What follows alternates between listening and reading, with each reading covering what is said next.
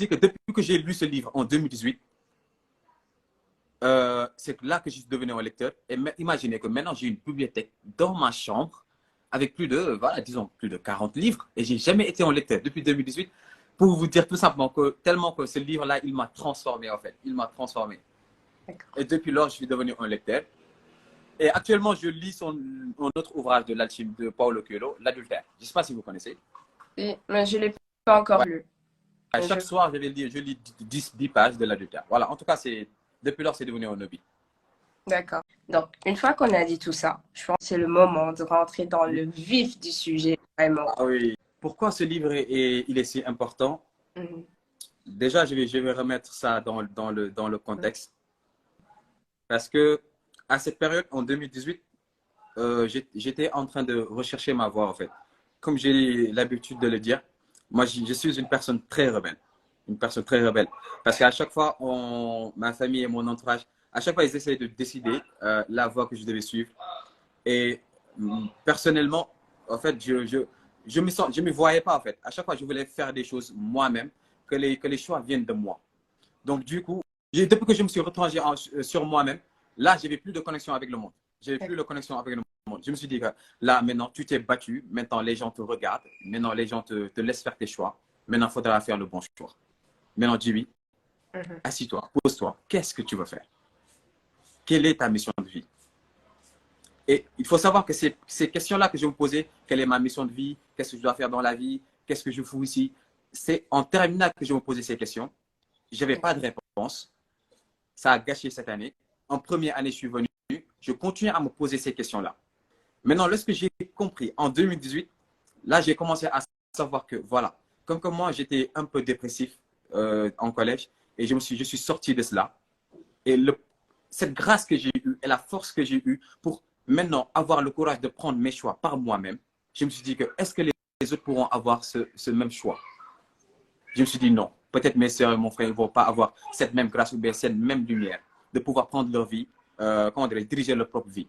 Je me suis dit d'accord. Donc maintenant, je vais me concentrer à devenir un homme africain moderne. Quelqu'un qui va essayer de tendre la main aux autres à sortir du trou noir, à s'extraire du système en osant assumer leur voie et suivre leur propre voie. Maintenant, je me suis dit, ok, maintenant je sais ce que je veux faire. Maintenant, comment? Là, j'étais en train de fouiller, de fouiller, de fouiller. Et je suis tombé, heureusement, je suis tombé avec l'alchimiste. Parce qu'à cet instant, je doutais. J'étais un simple étudiant, je doutais. Maintenant, depuis que j'ai lu ce livre, c'était une confirmation pour moi que cette voie que je me suis tracée, le fait de devenir un gestionnaire de projet afin d'aider les jeunes à pouvoir implanter leur propre projet, c'était ma voie. C'était à quoi j'étais destiné parce que je doutais. Mais lorsque j'ai lu ce livre, c'était en instance de réflexion. Et depuis que j'ai lu ce livre, l'histoire de Santiago m'a prouvé que, Djiby, tu es né pour vivre cette légende personnelle. Et cette légende personnelle, c'est cette chose que je me dis que c'est ce que je dois faire au plus profond de moi. Alors, ce livre est venu vers moi comme une confirmation que cette voie que j'ai prise aujourd'hui, et les gens me connaissent en tant que Baye Djiby, cette voie que j'ai prise, c'est l'alchimiste qui l'a déclenché en moi. C'est l'alchimiste qui a été cette confirmation que je devais prendre cette voie. Parce qu'aujourd'hui, je devais être un ingénieur agronome à l'ENSA, soit je devais être un professeur en MAI, soit je devais être autre chose. Mais cette voie que j'ai suivie aujourd'hui, c'est grâce à l'alchimiste. Et du coup, cette période de doute, cette période de recherche, ça a duré combien de temps? Cette période de doute, disons que ça durait un peu 2 ans. 2 ans, disons 2 ans. Parce qu'il faut savoir que moi, quand je doute, n'empêche, je suis à l'action. Donc, moi, je ne suis pas de nature quelqu'un qui doute et qui est dépressif, qui reste dans son coin. Non. Même si je doute, à chaque fois, j'essaie de trouver des moyens. Mais j'ai trouvé l'alchimiste au bon moment, en fait. Au bon moment, parce que je pense que j'ai fait terminale première année. En 2 ans, j'étais en train de me chercher. Et depuis que j'ai lu l'alchimiste, là, je me suis dit que voilà, c'est bon, Djiby, tu arrêtes de douter. C'est ce que tu dois faire. C'est comme ça que je me suis lancé en tant que créateur de contenu dans le monde des réseaux sociaux. Je pense que ça m'a pris 2 ans. D'accord.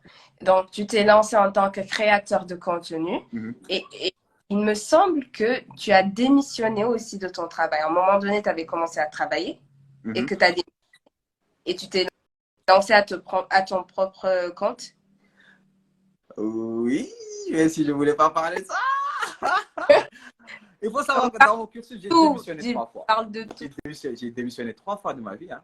Les gens qui nous regardent aujourd'hui, peut-être qu'ils veulent aussi démissionner, mais ils n'ont pas ce courage de démissionner, tu vois. Toi, tu as tu as eu le courage de le faire. Et peut-être en parlant de cela, tu peux en inspirer d'autres et qui peuvent faire pareil que toi, en fait. Oui, certainement. Comme je l'ai dit, hein, j'ai démissionné 3 fois dans ma vie. Au début, j'étais en commercial dans une librairie. Après, je suis devenu responsable commercial. Après, j'ai travaillé à la banque. Après, tous ces postes-là, j'ai démissionné. Pourquoi? Parce que, comme je l'ai dit, moi, je sais au départ ce que je veux faire. Je sais la mission que je veux me servir. Et depuis que j'ai eu cette vision claire de l'avenir que je veux me façonner, c'est là, comme ça, que j'ai commencé à élaborer des priorités de ma vie. Cela signifie que, au début, ma première démission, je m'étais dit que lorsque je rentre dans un travail, je me dis, c'est bon. Ici au Sénégal, c'est un peu compliqué d'avoir un boulot. D'accord? Donc, si je rentre dans ce boulot-là, c'est pour quelque chose de très clair. C'est ce que je veux devenir, mais malheureusement, je n'ai pas un poste par rapport à ça. D'accord. Maintenant, cet emploi que j'ai, qu'est-ce que ça peut m'apporter dans le futur que je veux me créer? Je me dis, d'accord. De l'argent peut-être. Parce qu'à travers ce boulot, j'ai économisé pour pouvoir exploiter mon champ aujourd'hui. Je me suis dit que je vais avoir peut-être de l'expérience. Je me suis dit, d'accord. En tant que commercial, j'ai été un bon commercial, j'ai eu de l'expérience. Et mes 2 premiers boulots, je suis arrivé à un moment donné, je me suis dit que voilà, je ne peux plus rien apprendre d'ici. Je sais qu'il n'y a pas une possibilité d'évoluer. Et là, je me suis dit que si je passe un moindre jour, je suis en train de perdre mon temps. Parce que tout ce que je suis en train de faire ne va plus m'aider par rapport au rêve que je veux me créer. Je ne sais pas si vous me comprenez. À chaque fois que j'entre dans quelque chose, peu importe, ma vision, elle est très claire dans ce que je fais. À chaque fois, je me demande, Djiby, tu veux devenir, par exemple, disons, un grand gestionnaire de projet, quelqu'un qui va avoir une agence qui va accompagner les jeunes. C'est bon. Actuellement, à l'instant T, tu ne veux pas avoir ça. Tu ne peux pas le créer. D'accord. Qu'est-ce que tu peux faire à l'instant T? Je me dis que là, je peux me former, je peux avoir de l'expérience dans la gestion de projet peut-être. Je peux avoir de l'expérience en tant que commercial dans les relations humaines. Aussi, je peux, comment dirais-je, épargner un peu d'argent pour pouvoir piloter certains de mes projets. Je me dis oui. Maintenant, j'entre dans le boulot. Maintenant, j'épargne. C'est bon. L'expérience, ça va, ça y est. Mais au moment donné où je sens que là, je n'apprends plus. La société ne peut plus m'apporter quelque chose. Et de base, les salaires qu'on nous paye, ça ne m'arrange plus. Là, je décide de démissionner. D'accord. Là, je décide de démissionner. Et ma dernière démission, c'est beaucoup plus par rapport à tout ça. J'avais assez d'expérience. C'est pas assez d'expérience. Parce que là, je n'arrivais plus à emmagasiner de l'expérience parce qu'il ne m'apprenait plus rien. Il m'exploitait beaucoup plus. Je me suis dit que voilà, j'ai emmagasiné un peu d'argent pour pouvoir exploiter mes champs. Une fois maintenant que j'ai sécurisé les champs, que je me suis dit, là, Djiby, ce qu'on te paye là, au niveau de cette boîte, peut-être que si tu te fatigues autant pour ton propre business dans les champs, peut-être que tu peux avoir quelque chose là-bas. Tout en continuant ton chemin en tant que consultant en projet. C'est là que j'ai dit. C'est comme ça qu'à chaque fois que j'ai décidé de démissionner, à chaque fois que je sens que mon cœur me dit que Djiby, tu n'apprends plus, tu es en train de vivre une routine, là, je me dis que voilà, c'est le moment. D'accord, ok, je comprends bien. Donc, tous les jobs que tu as eus t'ont permis en quelque sorte de gagner de l'expérience ou bien des compétences par rapport à ta mission de vie. Voilà, tout à fait, ça se passe toujours comme ça. Et aussi, ça m'a permis d'épargner aussi, hein, surtout voilà, dans certains de mes projets, parce qu'aujourd'hui, je suis un cultivateur, je ne suis pas un entrepreneur agricole, je suis un cultivateur parce que je ne propose pas de solution. Donc, cette exploitation agricole que j'ai, les fonds de départ que j'ai eu, j'ai commencé à épargner ça depuis mon premier stage. Et je pense qu'on m'a payé 40 000. J'ai épargné 20 000 francs CFA, 10 000 francs à la maison, 10 000 francs pour mon argent de poche.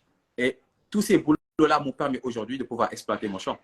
Au-delà de l'expérience que j'ai gagnée, au-delà même des carnets d'adresse que j'ai eus. Donc, c'est comme ça, c'est passé comme ça. Ok. Et il y a Adachi qui dit « Pourquoi tu n'as pas allié job et développement personnel ?» J'ai allié les deux et j'allie toujours les deux. En fait, il faut comprendre que dans ce processus que j'étais, j'ai jamais arrêté de bosser sur moi-même. J'ai jamais arrêté de bosser sur ma mission de vie.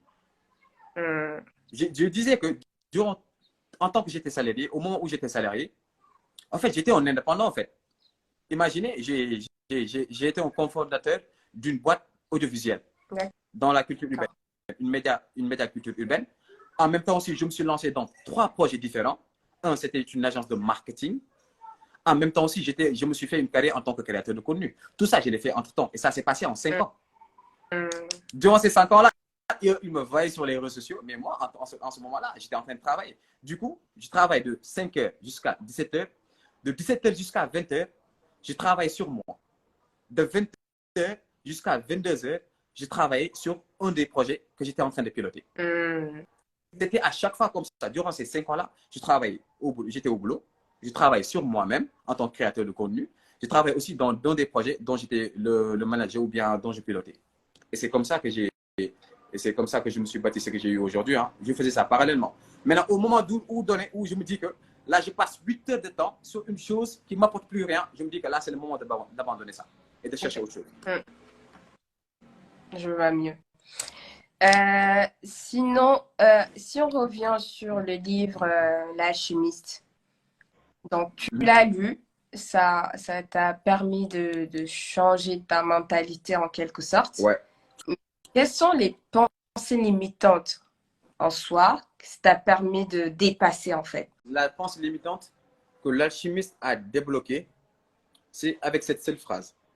C'est-à-dire, cette phrase de Paulo Coelho qui dit que comment dirais-je, l'obligation des hommes dans cette vie, et l'unique et seule obligation des hommes, c'est de vivre leur légende personnelle. Lorsque j'ai lu cette phrase, ça a résonné en moi, en fait. Ça a résonné en moi. Je me suis dit que d'accord. Dès que Djiby, à chaque fois, j'ai l'habitude de dire que les gens, ils mènent des vies par défaut. Les gens, on les choisit des carrières professionnelles, des études à faire, tout ce qu'ils font. Moi, dès le début, quand j'étais enfant, j'étais très tôt rebelle. Je voulais choisir ma propre voie. Et cette voie que je m'étais choisie, j'étais en train de me dire, je n'avais pas de support en fait. Il n'y avait pas papa, il n'y avait pas maman, il n'y avait pas les grands frères. Il n'y avait personne pour me soutenir sur cette voie où je vais rencontrer. Parce que chez nous, il n'y a personne qui va à contre-temps. On te dit, tu fais ça, tu fais ça. Ce qu'on te dit de faire, tu le fais. Et puis tu te tais. Hein. Mais moi, j'étais très tôt rebelle. Maintenant, cette voie que j'ai prise plutôt, c'était sombre et je n'avais pas de repère. Je m'étais dit à chaque fois, je me demandais, est-ce que c'est la bonne voie? Est-ce que je ne vais pas me ranger comme les autres et vivre comme leur vie, en fait? Être un bon élève, un bon étudiant, essayer de chercher un bon boulot. Et puis, basta. Mais au fond de moi, je me disais que non, moi, je ne suis pas fait pour ça, en fait. Je dois choisir ma propre voie. Et lorsque j'ai lu cette phrase dans l'Alchimiste qui dit que dans cette vie, la seule et unique obligation des hommes, c'est de vivre leur légende personnelle, là, je me suis dit que non, top. Là, c'est bon. Donc, cela signifie qu'on est 8 milliards de personnes, on est 8 milliards de fois différents. Et si on est 8 milliards de fois différents, on a 8 milliards de potentiels différents. Et avec ces 8 milliards de potentiels différents, on a 8 milliards de missions de vie différentes. Et chacun doit s'occuper de sa propre vie. Chacun doit essayer de vivre sa légende personnelle.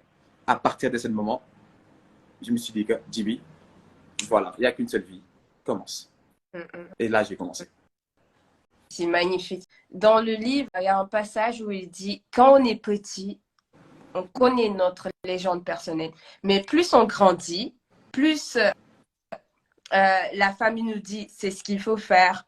L'entourage nous dit, non, c'est ce qu'il faut faire. Du coup, à un moment donné, on arrête de s'écouter. On écoute. Voilà. On avance, plus on ressent cette insatisfaction parce que nous ne sommes pas dans la voie qu'il faut. Nous sommes dans la voie qui nous est dictée. Et là, à un moment donné, ça capote en fait. Donc, ça s'est passé comme ça. Ça s'est toujours passé comme ça. Hein. Et quand ça capote, il faut avoir le courage de se dire non, je laisse ce que je suis en train de faire pour suivre ma vraie voie. Et ça demande vraiment du courage. Et c'est ce courage que tu as eu aujourd'hui pour suivre ta voie. Ah oui. Et franchement, je regrette rien. Je regrette rien du tout. Il n'y a que du bonheur, en fait. Il n'y a que du bonheur.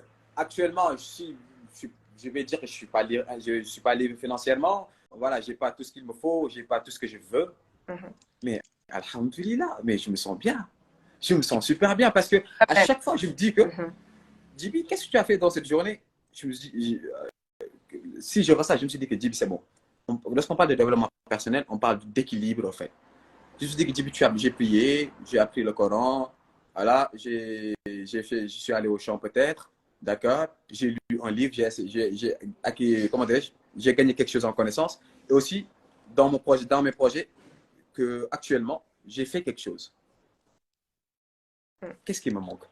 Lorsqu'on est dans sa propre voie, tout ce que l'on fait devient une confirmation. Peu importe la possession. Et comme le dit l'alchimiste, des fois, ce que nous voulons, en fait, il ne faut pas la posséder, en fait. C'est comme le vendeur de vases, là, le vendeur de... celui qui vend des vases, dans le livre L'Alchimiste. En fait, lui, il ne voulait pas aller à la Mecque parce qu'il ne voulait pas vivre sa légende personnelle. Parce qu'ils disent que s'il vit sa légende personnelle, peut-être il n'aura plus une raison de vivre. Mais par contre, imaginons Santiago, lui, qui a perdu ses brebis, qui a perdu son argent et qui continue d'avoir la force pour aller chercher son trésor sous les pyramides. Chaque jour, il se réveille, il se dit que j'ai un trésor à aller conquérir. Et il se réveille chaque jour tout en ayant le sentiment qu'il doit faire quelque chose, que sa vie a un sens parce qu'il doit aller chercher son trésor. D'habitude, on vit énormément, on se réveille, on dit qu'on veut être libre financièrement, mais pourquoi nous voulons être libre financièrement? À quel but, en fait? Les gens me disent que c'est quoi la perception? Je demande aux gars, des fois, c'est quoi votre perception de la réussite? Ils me disent que, ouais, je peux avoir des immeubles, des entreprises qui s'avalent des centaines de millions. Après, je dis que c'est bon. Imaginons que tu as tout ça. Je te pose la question. Et après? Et on me dit après. Ils n'ont pas de réponse. Parce que tout simplement, cette voie où ils ont suivi pour aller chercher des immeubles, des entreprises, il n'y avait pas ce pourquoi qui les animait pour avoir tout ça. Et ce pourquoi-là, c'est notre mission de vie. Et ce que l'on acquiert lorsque nous sommes dans notre chemin pour vivre notre mission de vie ou notre légende personnelle, tout ça, ce sont des conséquences de notre légende personnelle. Tu as parlé du pourquoi. Il y a des gens qui nous regardent aujourd'hui, peut-être qu'ils ne savent pas c'est quoi leur pourquoi. Comment tu as su? Qu'est-ce que tu as fait savoir ce qui était ton pourquoi? Alors, j'ai l'habitude de dire que le développement personnel, ça commence d'abord par la conscience de soi. Tout a un déclic. Parce que moi, mon déclic, c'était que, en fait, j'étais un jeune homme qui a été assez marginalisé, disons. Ouais. J'étais l'objet de moquerie dans mon enfance, que ce soit à l'école, en collège. Et dans la rue, j'étais pas chez nous, dans les rues de Kermassar, il y a que du foot. Et moi, j'étais pas un footballeur, j'étais pas un bon footballeur. S'il y a le foot, l'école, l'autre chose, c'est avoir un succès avec les filles, parce que période de je n'osais pas aborder les filles, donc du coup, je n'avais pas de succès avec les filles. Je n'étais pas un bon footballeur, je n'étais pas bon à l'école. Là, j'étais dos au mur, en fait. Je me suis dit, alors, qu'est-ce que tu fous dans cette vie, alors? Tu sais rien faire, en fait. Tu sais rien faire. Là, c'est à ce moment que j'ai commencé à prendre du temps pour moi-même. Parce que le monde m'a rendu solitaire, en fait. Parce que je n'attirais l'attention de personne. Et du coup, comme que je n'attirais l'attention de personne, j'étais obligé d'être seul. J'étais seul, en fait. Mais maintenant, le tout, par la grâce de Dieu, j'ai adoré cette solitude. Et j'ai profité de cette solitude pour avoir une discussion avec moi-même. Constamment. À chaque fois, je me posais la question, pourquoi? Pourquoi ça s'est passé comme ça? Qu'est-ce que je devais faire? Qu'est-ce que je dois faire? Qu'est-ce que j'ai fait mal? Qu'est-ce que je ne devais pas faire? À chaque fois, j'avais cette discussion positive avec moi-même pour essayer de trouver, en fait, c'est quoi ma force? Quelles sont mes valeurs? Et aujourd'hui, c'est cette discussion que j'ai eue lorsque j'étais seul qui m'ont permis petit à petit, avec le processus, de trouver et de prouver ma propre valeur. Tout a commencé en essayant de m'écouter, en fait. J'ai essayé de m'écouter. C'est pourquoi je dis que si vous voulez trouver votre propre voie, trouver votre pourquoi, trouver votre légende personnelle, la première chose à faire, c'est qu'il faut apprendre à aimer la solitude. Parce que l'alchimiste, il décrit ça dans son livre, que aucun cœur n'a souffert s'il vit sa légende personnelle. Et notre cœur connaît notre légende personnelle. Notre cœur connaît notre trésor. Ces mots résonnaient fort, en fait. Imagine, on se dit que ton cœur, il connaît ton trésor. Il connaît ce que tu dois faire. Cependant, l'alchimiste nous dit dans son livre que nous n'écoutons pas assez notre cœur. Cette voix intérieure qui est au fond de nous, nous ne l'écoutons pas assez. Maintenant, qu'est-ce qui nous permet d'écouter cette voix? Mais il faut être seul, accepter d'être seul, aimer la solitude et avoir ce réconfort avec soi-même pour pouvoir écouter son corps, écouter ce qu'il nous dit. Parce que lui seul sait ce que nous devons faire, lui seul sait là où se trouve notre trésor. C'est pourquoi actuellement nous sommes dans un monde de digitalisation. Nous sommes constamment dans nos téléphones, nous sommes constamment bourrés, nous sommes constamment occupés. Mais à ce rythme, les gens vont oublier petit à petit pourquoi ils font ce qu'ils doivent faire, ce qu'ils sont en train de faire. Et pour trouver son pourquoi, il faut se retirer, apprendre à être seul, aimer la solitude, écouter cette voix intérieure qui nous parle et observer ce monde. C'est comme ça, petit à petit, que nous pourrons trouver les choses en nous. D'accord. C'est comme ça que je le vois. En tout cas, c'est clair, je pense que c'est clair. Et ça répond en quelque sorte à la question de Ada qui dit quel est le déclic. Donc voilà, ça répond en quelque sorte au déclic. Et donc, tu as été seule. Ça t'a permis de savoir quelle est ta vie personnelle. Donc, une fois qu'on sait, voilà la voie que je dois suivre, la suite, c'est de passer à l'action. Chose qui n'est pas évident, comme on dit. Donc, et dans ce passage à l'action, je suis sûre que tu as eu des déceptions, des imprévus ou bien des difficultés. Comment les as-tu gérées, en fait, tout ça? Alors, de mon côté, le passage à l'action, je ne vous ai pas invité, je buvais du thé. Donc, dommage pour vous, vous êtes très loin de moi. Voilà. Tu aurais pu nous inviter, hein, JB. Mais vous êtes à l'autre extrême du bout du monde. Donc, voilà. Alors, je disais que le passage à l'action, je me dis que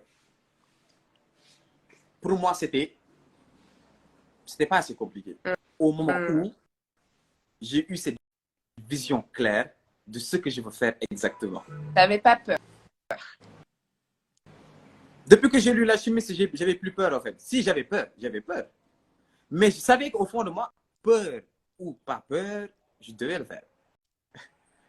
Hier, il y a que dans mon def. Donc, essayons de le faire bien. Maintenant, quand je me suis lancé, mon problème était par où commencer. Par où commencer? Parce que mon rêve a toujours été, en fait, de devenir cette grande agence, d'avoir cette grande agence un consultant en projet énorme qui accompagne ces millions de jeunes à piloter le projet et avoir des entreprises qui vaut des millions, des milliards.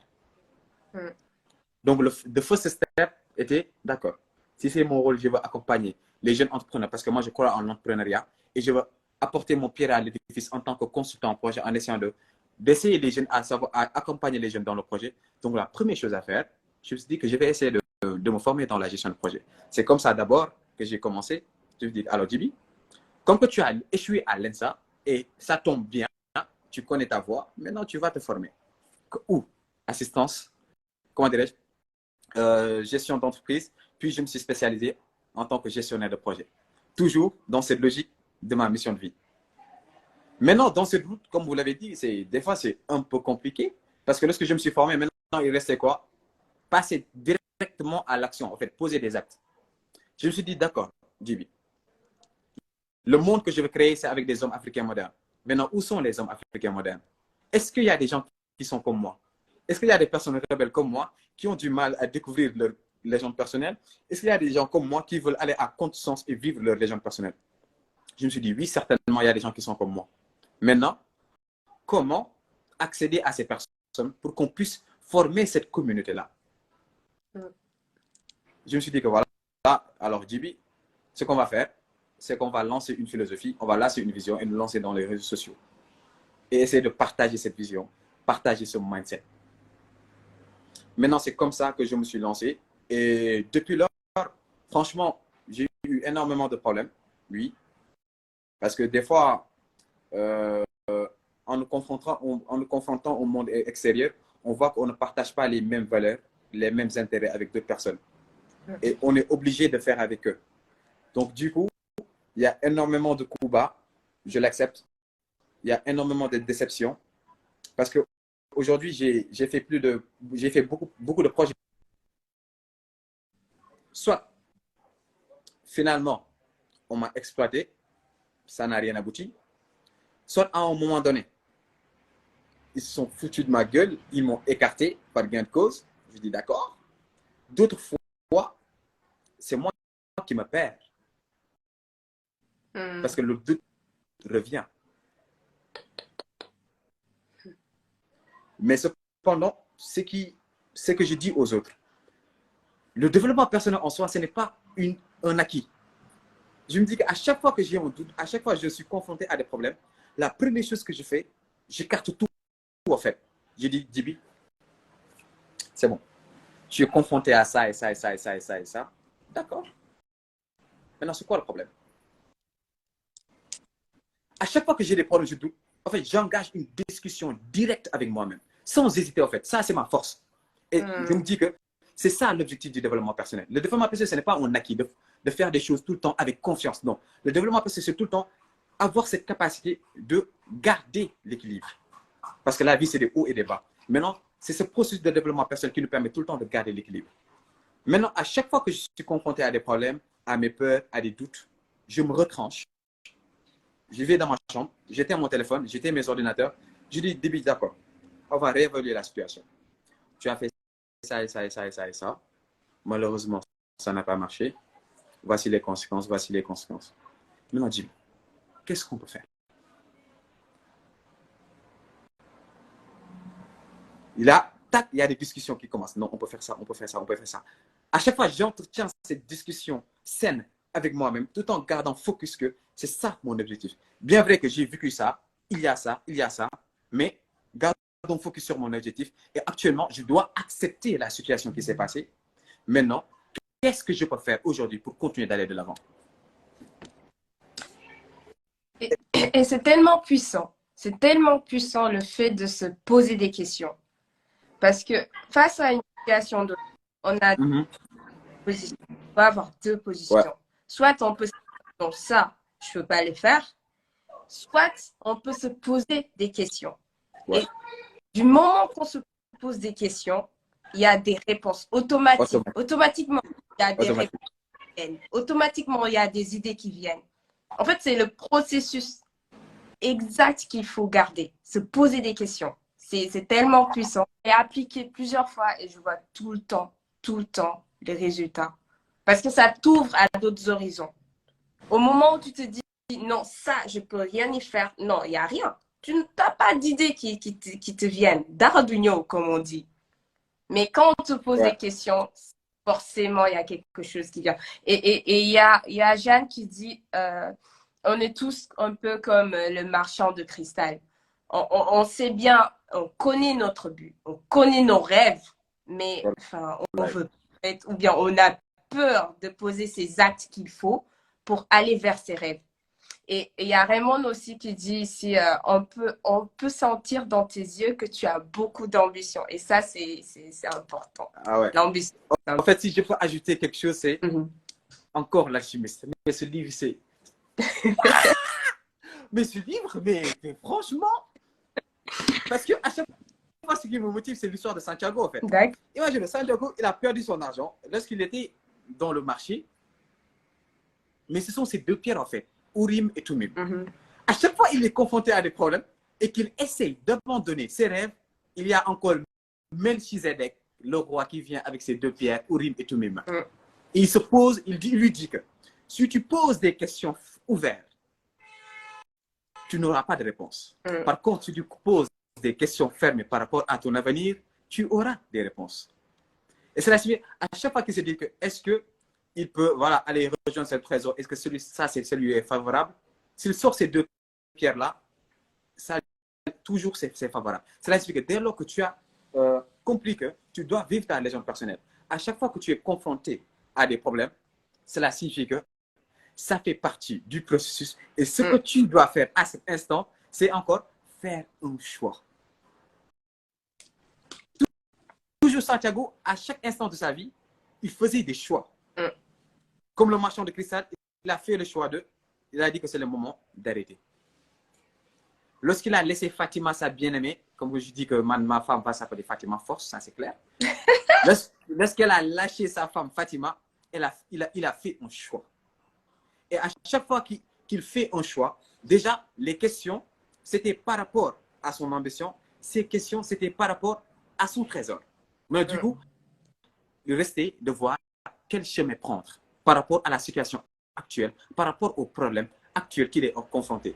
Mais si on voit ce scénario-là, à chaque fois qu'il fait ça, il est retranché sur lui-même, ou soit il est en train de parler au désert. Cela signifie qu'en un seul mot, il est en train de méditer. Et tu as parlé de quelque chose d'important, le processus. Le processus. Parfois, tu vois, on se cantonne sur nos objectifs et on ne fait pas attention au processus. Et l'une des leçons que j'ai appris de ce livre, Excusez-moi. Vas-y. Ah bah, il va nous expliquer, hein, Fatima. À son retour, il faut qu'on lui pose la question. Hein. Fatima, là, il faut qu'il nous explique. Hein. Il n'est pas derrière moi.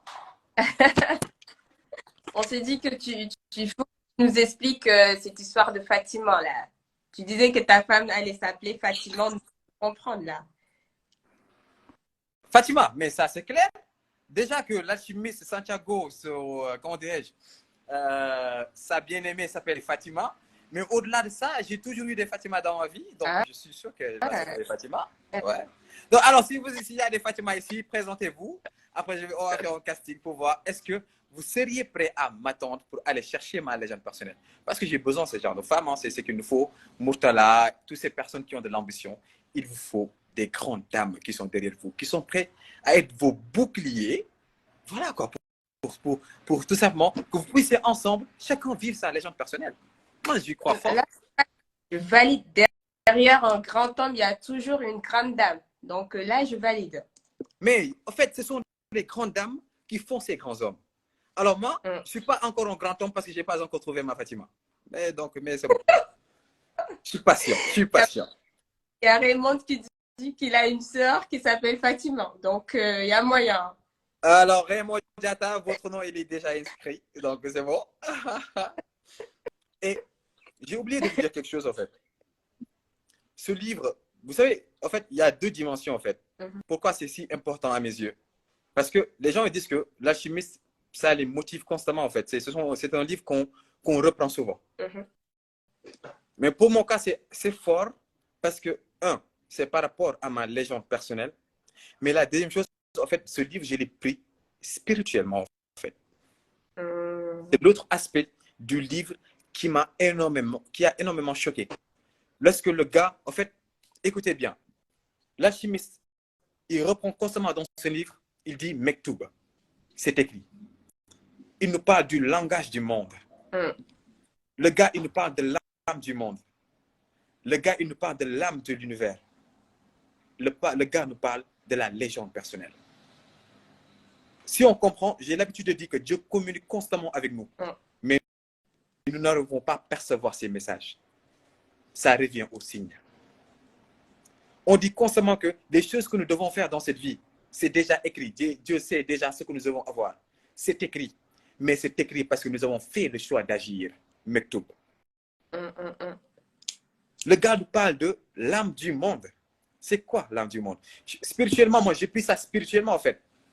Parce que peut-être si moi, je suis musulman, et il y a certaines choses, j'y crois. Et lorsqu'on parle de chez nous, le Muhammad sallallahu alayhi wa sallam, on dit qu'il y a trois dimensions. Muhammadun Nour, celui qui a été la lumière. Muhammadun Nas, Muhammadun Insan. Muhammad Rasulullah plutôt. Donc, s'il me parle de l'âme du monde, et nous, chez nous, on dit que Dieu a dit qu'il a donné tout à Muhammad, sauf le nom d'Allah. Moi, c'est que c'est l'homme le plus bienveillant au monde. Il a tout. Il a été, avant même que Djibril soit ce que je suis.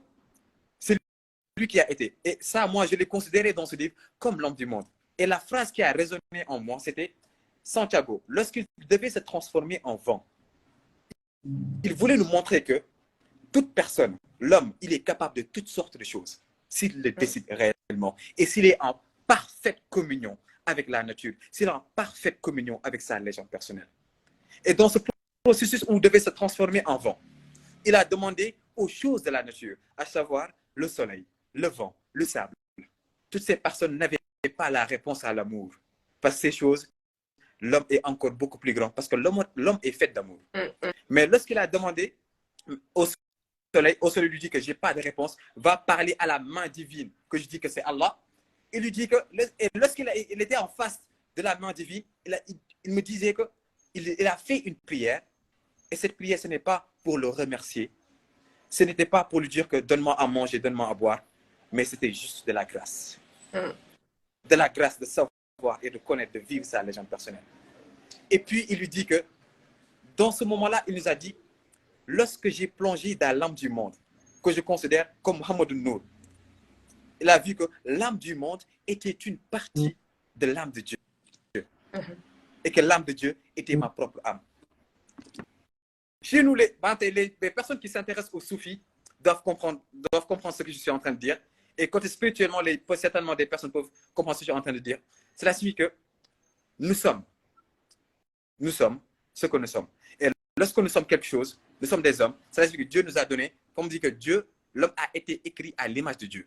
Cela signifie que tout ce que nous voulons faire dans ce monde, si nous y pensons, si nous le rêvons, si nous y croyons, c'est parce que nous pouvons le faire et c'est parce que nous devons le faire. Et à chaque fois, ce que nous devons faire, notre cœur le connaît. C'est parce qu'on décide de l'écouter ou de ne pas l'écouter. Le pouvoir de l'homme, il est immense. Et l'alchimisme m'a fait croire que, effectivement, l'homme, il est capable de toutes sortes de choses. Parce que Dieu ne nous a pas limités. Dieu ne nous a pas limités. Alors, si on se limite, c'est parce que nous avons décidé de nous limiter. Et c'est que l'alchimiste ressort ce pouvoir de l'homme, ressort que l'homme, il est capable de toutes sortes de choses. Et s'il le décide réellement, le monde va conspirer à ce qu'il vive sa légende personnelle. En tout cas, ce sont ces deux aspects qui font que le livre, ça résonne fort. Ça résonne fort. Donc là, il est 22 heures. Donc, nous avions prévu 1 heure de temps, bizarrement. Malheureusement, ça ne s'est pas passé comme il faut au début. Mais on a perdu 10 minutes en cours de route. Hein. Oui. On peut rattraper 10 minutes, hein, JB. Il n'y a pas de souci, il n'y a pas de souci. Quand je parle de ces choses importantes là, je mangeaille vite. Et voilà, on peut continuer jusqu'à minuit, ça ne me dérange pas. En fait, ça me reconnecte à ma légende personnelle, en fait. Si vous voulez, on peut parler jusqu'à demain. En tout cas, c'est super. Moi aussi, j'aime trop ce genre de discussion. C'est surtout c'est ce qui fait que j'ai commencé les lives parce que j'aime discuter de ce genre de sujet. C'est ça qui me nourrit en soi. Et donc, pour les gens qui sont là, qui n'aiment pas la lecture, qui se disent qu'ils n'ont pas le temps pour la lecture, c'est juste une façon de vous donner l'exemple de ce qu'un livre peut produire dans la vie de quelqu'un. Vous voyez comment le monsieur est transformé juste grâce à un seul livre. Ah oui. Je ne peux pas vous expliquer ou je ne peux pas vous étaler les bienfaits de la lecture parce que moi, je passe ma journée. Je dis que chez moi, j'ai pas de télé chez moi. Moi, j'ai pas de télé. C'est un choix personnel. Les gens diront que c'est un choix radical, mais c'est un choix personnel. Je préfère passer mon temps à lire. En tout cas, et une fois qu'on a fait cette rencontre avec ce livre qui nous capture, mais ça y est, on s'arrête plus. Ça y est, on s'arrête plus. Voilà, moi, je ne me suis pas arrêté. Voilà, je ne me suis pas arrêté. Hein. Depuis que j'ai découvert l'alchimisme, je me suis dit que Djibi, les réponses que tu cherches dans ta vie, Wallah, tu ne vas pas le trouver à l'école. Wallah, tu ne vas pas le trouver dans les rues. Des gens, ils ont consacré toute leur vie pour écrire un bouquin. Cela signifie que quelqu'un qui écrit un livre, il a écrit 45 ans de sa vie. Alors, les questions que je me pose se trouvent dans les livres. Alors, si je veux devenir un leader, si je veux devenir une personne qui va inspirer les autres, si je veux trouver ma voie, ces connaissances qu'il me faut, l'école ne va pas me l'apprendre, la vie d'aujourd'hui ne va pas me l'apprendre. Alors, il faudra méditer avec moi-même et les livres sont un moyen de récolter et de discuter avec soi-même et de trouver des connaissances qui ont permis à d'autres personnes de suivre leur propre voie et d'écrire des livres pour nous inspirer. Exactement, exactement. Mais c'est tellement clair tout ça. Parce que moi, j'ai un mentor que j'adore trop. Je ne sais pas si tu connais. Il s'appelle Jim Rohn. Jim Rohn. Ouais, I know this person. Ah, Jim Rohn. Ah, Jim Oui. Rohn. Jim Rohn, je l'adore trop. Il a dit dans une de ses vidéos, est-ce que vous savez que les gens ont consacré tout leur parcours, leur vie, les leçons qu'ils ont apprises dans des livres, et les gens ne lisent pas. Ils ne lisent pas, c'est grave. Moi, il ne peut pas comprendre, mais c'est pareil, je ne peux pas comprendre les gens qui ne lisent pas. Une lecture, la lecture d'un livre peut te faire gagner 5 ans de ta vie, 5 années s'il vous plaît, 5 années. Donc voilà, mettez-vous à la lecture, c'est pas des blagues la lecture. Attendez, je vais leur donner un exemple. Ne quittez pas. Parce que là, je vous dis que moi, je n'ai jamais été un lecteur.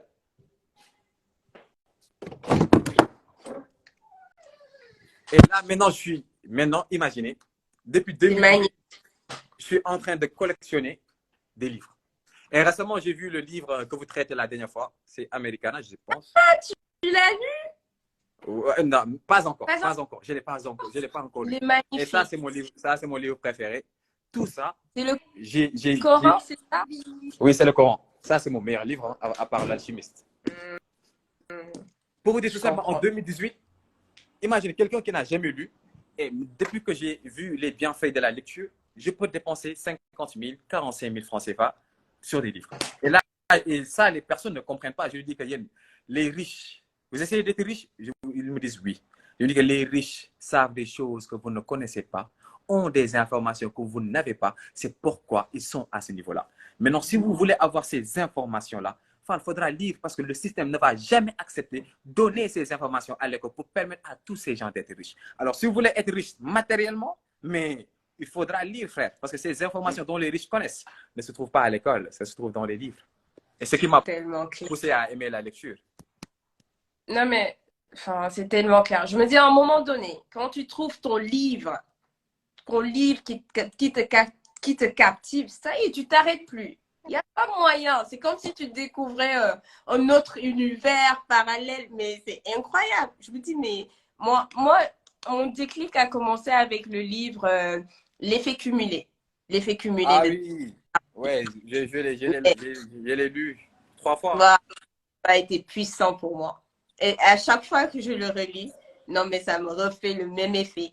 Et surtout, ce qui est incroyable avec la lecture, c'est que tu peux lire un livre aujourd'hui, tu comprends quelques notions, mais après quelques années, tu relis le même livre, mais tu comprends d'autres notions, tu comprends des choses beaucoup plus profondes. En fait, le livre n'a pas changé. C'est toi qui as évolué. C'est ta perception que tu as du monde qui évolue et c'est cette perception qui va te permettre de voir des choses que tu n'avais pas remarquées dans ce livre. Imaginons, je vais te donner un exemple. Toujours dans le livre d'Alchimiste, Santiago était mon personnage préféré. L'alchimiste était mon personnage préféré. Mais lorsque j'ai lu le livre pour la 3e fois, devinez qui était mon personnage préféré. Devine. C'était qui? Devine. Donc, première fois, c'était Santiago. Deuxième fois, c'était qui? L'alchimiste. C'était l'alchimiste. 3e fois, le roi. Melchizedek. Il m'a inspiré, mais pas lui. Tu sais c'est qui?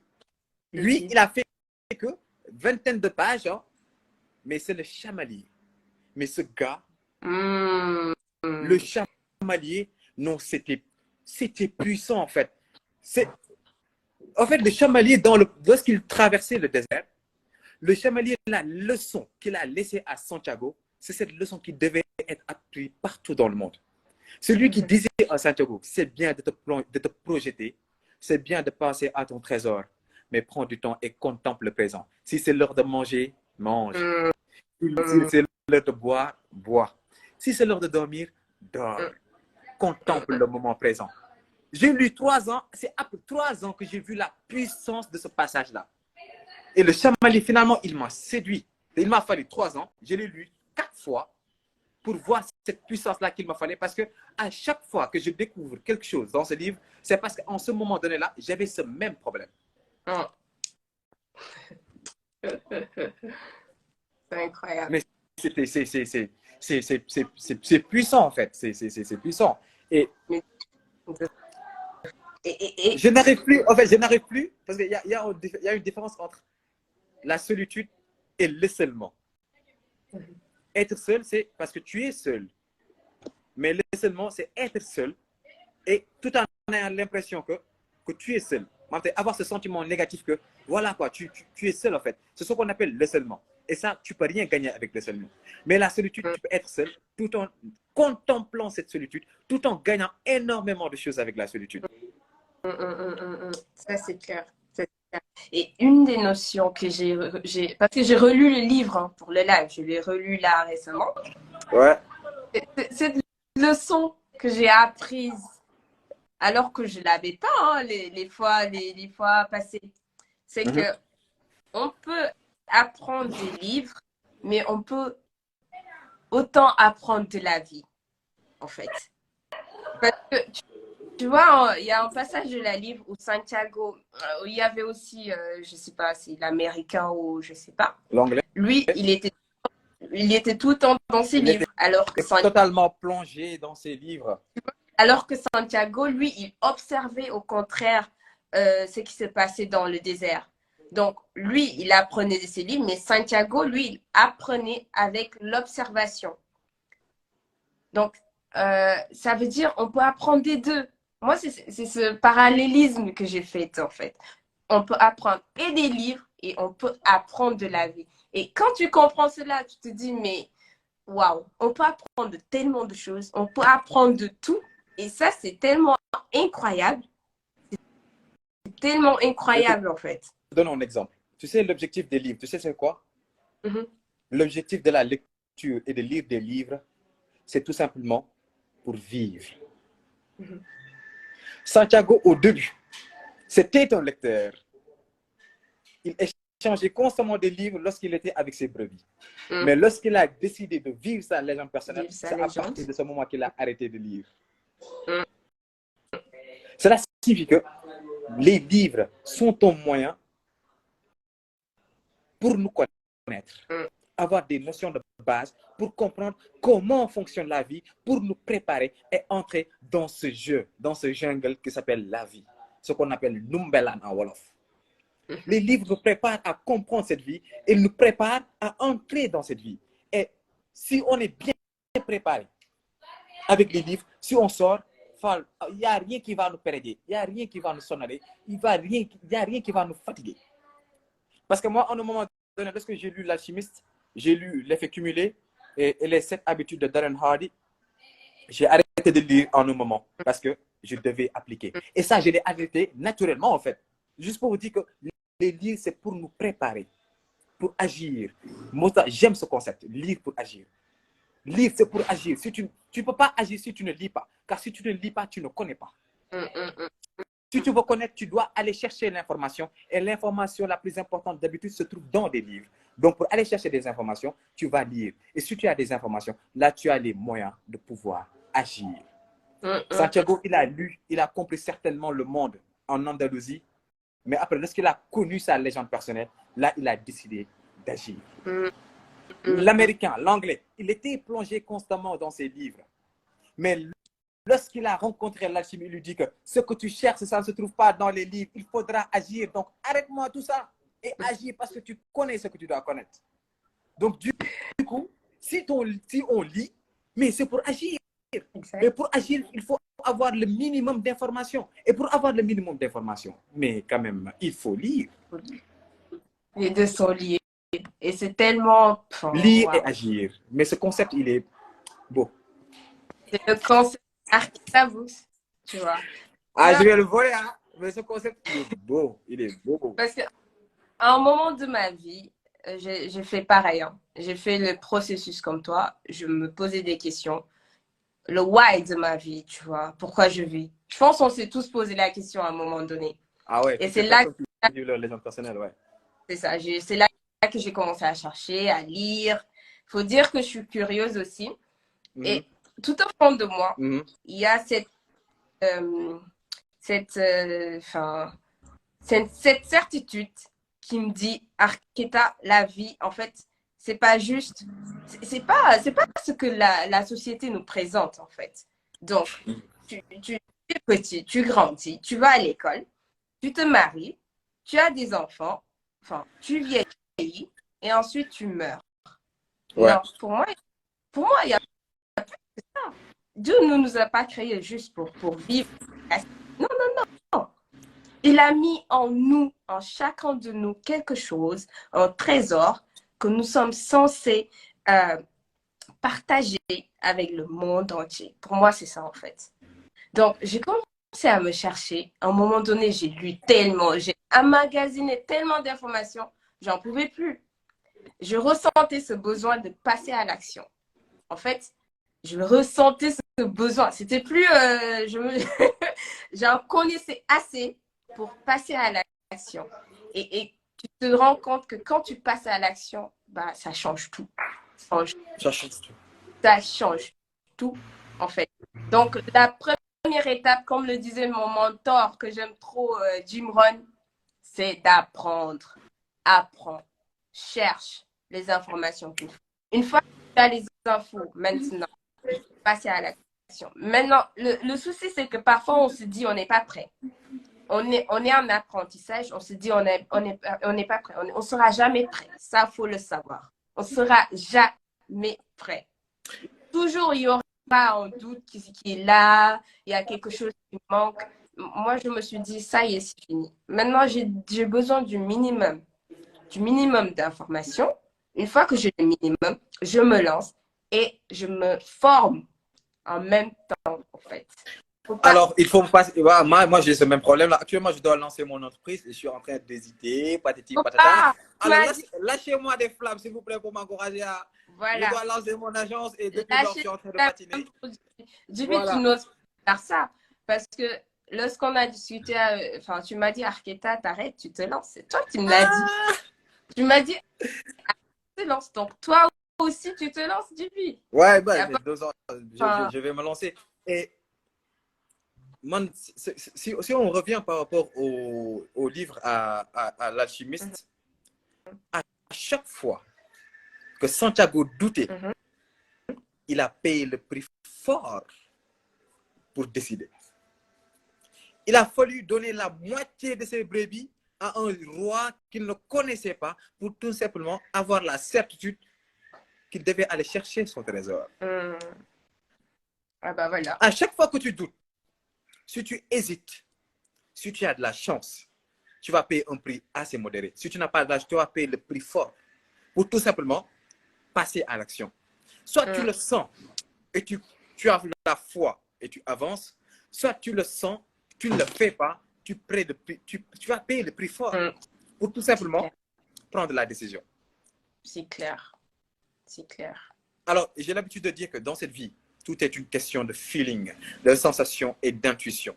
Cette voix intérieure que nous parlons là, ce cœur que parle Paulo Coelho dans son livre L'Alchimiste, que notre cœur connaît tout. Et aucun cœur n'a souffert lorsqu'il vit sa légende personnelle. Et notre cœur connaît tout et connaît notre trésor. Ce cœur-là, il faudra l'écouter. Il faudra parler avec notre cœur parce qu'il connaît tout. Yàlla moo ne ci wolof man maa leen gën a jege seen buumu xol te yàlla moo xam lépp yàlla bu nekkee maa leen gën a jege seen buumu xol membre de la représentation que Dieu connaît tout, il est au plus profond de notre cœur. Et Paulo Coelho vient nous dire, écoutez votre cœur, car votre cœur connaît tout. Et il avait dit que votre cœur, que lorsqu'il a plongé dans l'âme du monde, il a vu que l'âme du monde était une partie de l'âme de Dieu et que l'âme de Dieu était notre propre âme, notre cœur, encore une fois. Tout est une question de relativité et d'analogie. C'est pourquoi une personne qui ne s'écoute pas, qui ne médite pas, tu as beau le conseiller, tu as beau parler avec lui, tu as beau lui donner les clés, il ne va jamais avancer. Il faut savoir que pour vivre sa légende personnelle, développer les clés du développement personnel, cette aventure-là, la porte qu'il ouvre, elle s'ouvre de l'intérieur, pas de l'extérieur. On est les seules personnes à vouloir décider pour nous-mêmes, décider d'ouvrir cette porte pour aller chercher notre légende personnelle. On est les seules personnes. Arkéta peut être dehors en train de crier « Eh oh, Baïdibi, sors, le monde, il est beau !» Mais tant que Baïdibi ne va pas prendre la clé pour ouvrir la porte de l'intérieur, il ne verra jamais ce monde.